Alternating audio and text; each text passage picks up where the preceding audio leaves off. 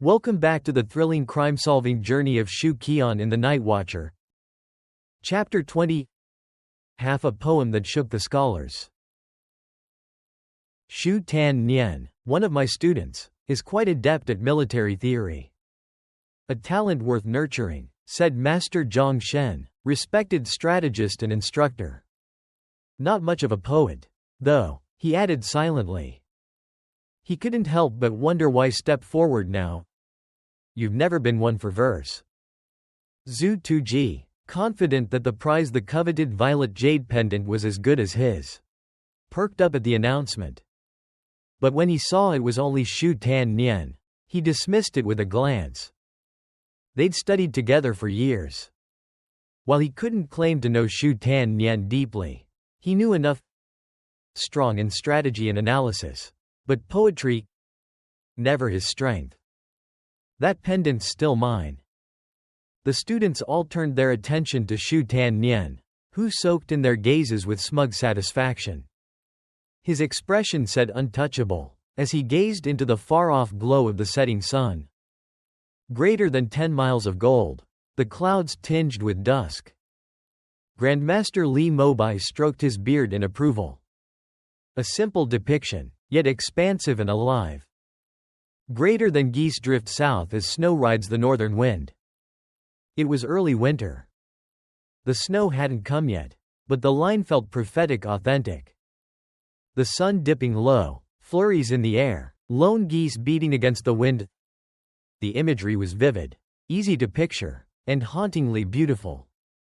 Together, the two lines painted a scene both elegant and deeply fitting for today's farewell gathering. Zhang Shen was quietly stunned. For a student of modest poetic talent, these two lines had clearly taken great effort, perhaps even his absolute best. But if the rest of the poem kept up this quality, he might just rival Xu Qi'an. Among the three great scholars present, it was the elder known as Master Xianxia who excelled most in poetry. He studied the two lines, a strange sorrow welling in his chest. 10 miles. Sunset. Geese in the wind. Snow falling like ash. It didn't feel like a triumphant departure. It felt like exile. And perhaps, he thought, that wasn't wrong.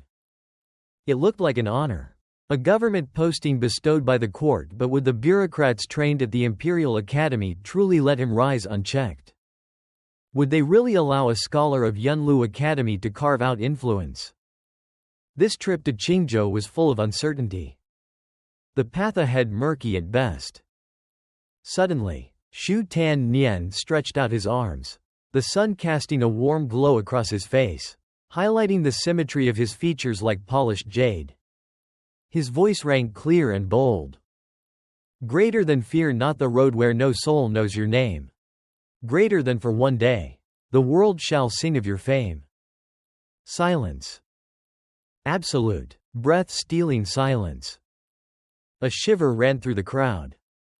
Goosebumps prickled skin.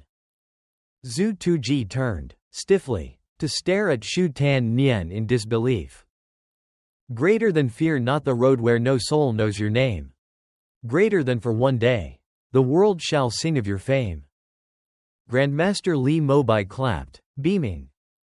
Magnificent. The first two lines had carried the weight of melancholy. These last two turned the entire poem on its head, hopeful, defiant, stirring. It lifted the heart. Zhang Shen said nothing.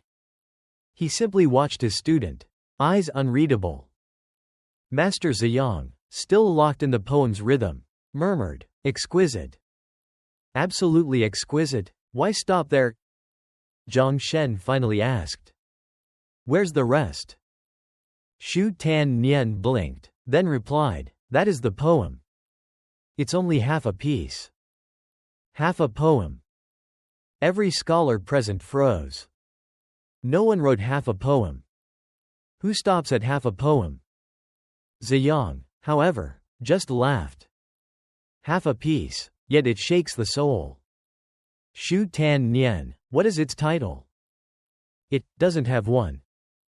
Still playing the aloof genius, he kept his chin high. The truth was he had no clue what to call it. Better to let arrogance do the talking than invite more questions. Well then, Master Ziyang said, eyes twinkling, how about I give it a name for you? Li Mobai and Zhang Shen suddenly realized his game and felt a sharp pang of envy. What say you to farewell at Dingmian Pavilion for Yangchu's journey to Qingzhou? The old man actually looked excited.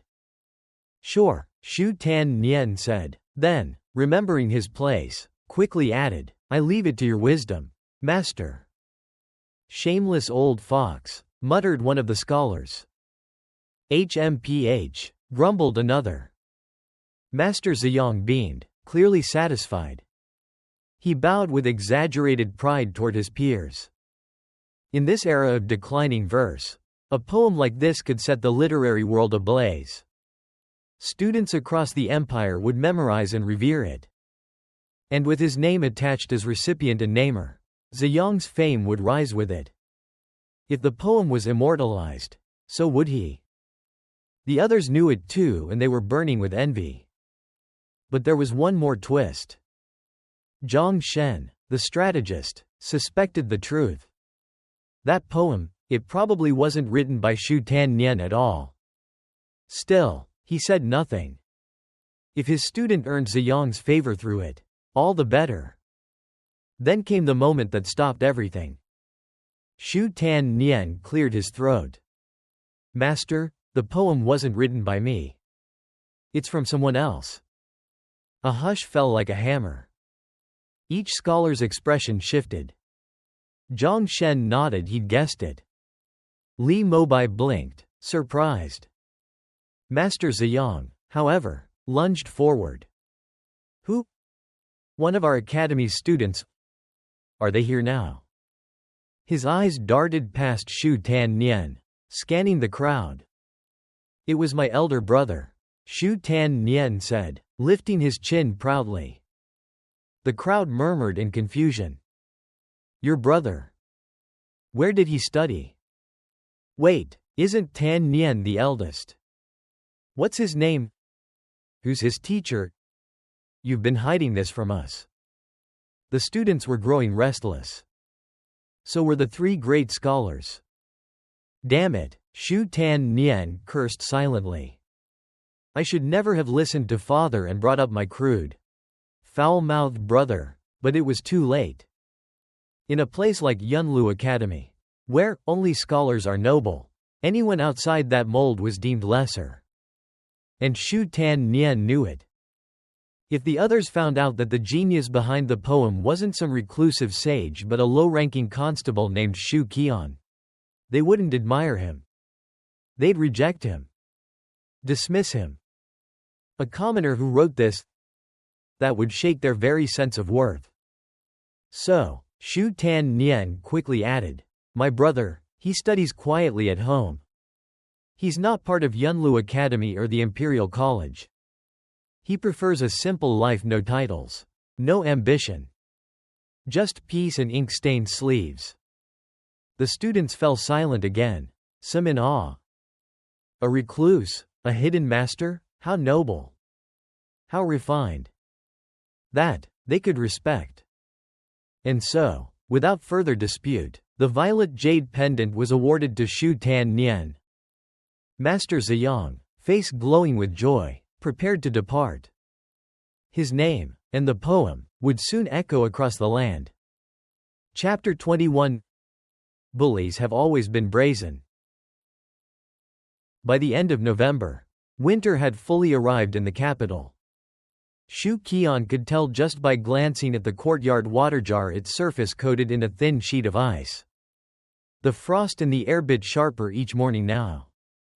The Great Feng Dynasty ruled the 9 central provinces of the mainland and claimed itself the rightful authority over all under heaven. The capital, nestled deep inland, seemed to sit squarely in a temperate monsoon zone. Winters here, without proper insulation or firewood, could be brutal. Deaths from cold weren't rare, they were as common as tea and rice. Xu Qi'an sighed. If only I'd studied chemistry and physics better in my past life. Maybe I could have helped people survive in this material-starved feudal society. The sun hung low but bright in the sky. Streets bustled with life.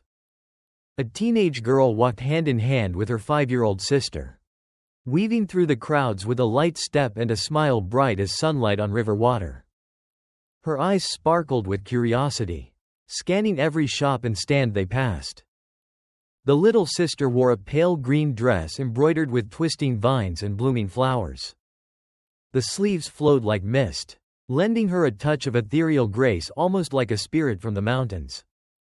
Xu Qi'an couldn't help but think of the classical beauties from old dramas in his previous life. Compared to them, women in this world were more modest, more reserved, less daring. Still, an idea sparked in his mind. Fashion, that's it. I could revolutionize fashion here. Mix in some modern styles, just enough to make the girls look stunning, enticing even. Ruffles, lace, black stockings, maybe even, he caught himself. Okay. Stop. Teaback underwear in this era? That's a fast track to the executioner's block. Around them, life unfolded like a painted scroll, rattling carts, street vendors shouting over each other, shop fronts packed shoulder to shoulder. One scene after another bled into the next, a vivid mural of ancient city life. A month of living together had softened Xu Lingyu's attitude toward her cousin. She no longer looked at him with quiet disdain. In the beginning, the scandal with their aunt had made everyone but their youngest uncle and the maid avoid Xu Qi'an. Even Lingyue, who once called him Big Brother sweetly, had grown distant after repeated cold shoulders. But things were different now. The ice had begun to thaw. Even so, she still kept a polite distance, 2 full body lengths, to be exact, as she strolled with her little sister. The youngest, Xu Lingyan, was full of energy, constantly tugging away to chase after whatever caught her eye. Paper kites, bright fabrics, candied fruits. Tanghulu, Tanghulu, she squealed, pointing at a street vendor selling the sugar-glazed hawthorn skewers. You still want teeth, don't you? Her older sister scolded, tugging her along with a frown. Money was tight for the Xu family. After the disaster last month, their wealth was gone, wiped clean. Lingyue didn't even have spare coins to buy her sister a sweet. Xu Qi'an trailed behind them, keeping watch, more out of habit than obligation. His gaze lingered for a moment on Lingyu's slender figure, a girl still blooming, graceful in her own quiet way. Big brother, big brother. The little one cried out for help, digging in her heels and puffing her cheeks in protest as Lingyue pulled her away. Lingyue bit her lip in frustration, torn between anger and pity. I didn't bring any silver, Xu Qi'an said, trying to calm them. But maybe I won't need to. Just then, he stepped on something. A faint crunch beneath his heel. He glanced down, a dull scrap of silver, partly buried in dust. He bent to pick it up, weighing it in his palm. 1/10 of a tael. A standard silver piece. This month alone, he'd found pieces like this far too often. Lingyue stared, wide-eyed. You found money? Xu Qi'an grinned. Guess I can afford to hear some songs at the pleasure quarters tonight. It had been 2 days since he'd gone. No silver, no song. He handed the scrap to the vendor. 3 skewers of tanghulu. Coming right up. The dark-skinned vendor beamed, handing over 3 gleaming red skewers. That'll be 6 copper coins. Without exact change, the man ducked into a nearby shop to break the silver. He returned with a string of 94 coins, handing it over with the candy. In Great Feng's currency, 1 tael of silver equals 8/10, mace, equals 100 copper coins. Gold existed, but only for the rich. Most common folk would never even touch it. Xu Qi'an bit into 1 skewer and handed the other 2 to his sisters. Ling Yue took hers hesitantly. Thank you, elder brother. She bit down.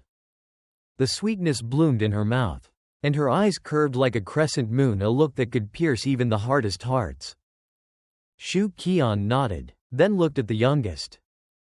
With cheeks stuffed full, she mumbled, "ICA, EO UYNHO today. You want more?" he asked. She gasped. How did you know? Xu Qi'an gave a long, theatrical sigh. Eat too many, and your mouth will fill with worms. Worms? Her little face twisted in horror. He nodded gravely. Fat, white, squirmy worms. Full of goo. Gulp. She swallowed hard. Damn. Xu Qi'an surrendered, holding out his own half-eaten skewer. I can't compete with her weaponized cuteness. As they wove through the crowded streets, the capital city's splendor blurred past him. But a strange unease stirred in his chest. Why the hell do I keep finding silver like this? It doesn't make sense. Years of training at the police academy had made him hyper-aware of the inexplicable. Could it be because I crossed over to this world? But I didn't touch any antique artifacts before it happened. Is this my golden finger? A silver coin a day? Just enough for brothel wine and snacks? What kind of divine cheat code is that? Fine. First things first, break through to the next stage of chi training. After that, I'll watch for changes. There's still so much I don't understand about this world. He kept one eye open for signs, especially the source of this bizarre lucky streak. If it was a system, he could handle it. Systems were logical. Ellipsis. Not far ahead stood a brothel named Osmanthus Moonhouse, a third-rate establishment. If the naming conventions he'd learned from Constable Wong were accurate, the suffix told you everything. Top-tier places ended with words like pavilion, hall, or court. Middle and lower tiers, house, lodge, or parlor. It wasn't even noon, but the girls were already out leaning lazily over second-floor balconies, dressed in bright reds and greens, sizing up the passers-by. Spot a silk-robed customer, they'd wave handkerchiefs and call down with syrupy voices. Darling, care to share a drink with me? Even for a third-rate house, the cover charge alone was 2/10 of silver just for wine and snacks. If you wanted to spend the night, well, the prices varied, 5, maybe 6/10 for the more plain ones. The good ones, much more. Xu Qi'an did the math and winced. Not worth it. Not today. He glanced up at the lounging courtesans and murmured under his breath. A sky-blue cloak for a boy's spring ride. A pink-sleeved wave from the balconies wide. The dream of every man. Your poetry would be better served elsewhere, Ling Yue said coolly. She repeated the line in her head, then sighed. Maybe father was right. Maybe he really is meant to be a scholar. Big brother, those sisters up there are really pretty, Ling Yan chimed. Well, of course, Xu Qi'an replied. They're running a business. What kind of business? Salted fish, he said with a straight face. Salted fish? Her eyes sparkled. She looked up at the brothel balcony, mesmerized. Xu Qi'an gave a helpless chuckle. This kid. Thanks for listening till the end. If you enjoyed it, don't forget to subscribe so you won't miss the next chapter.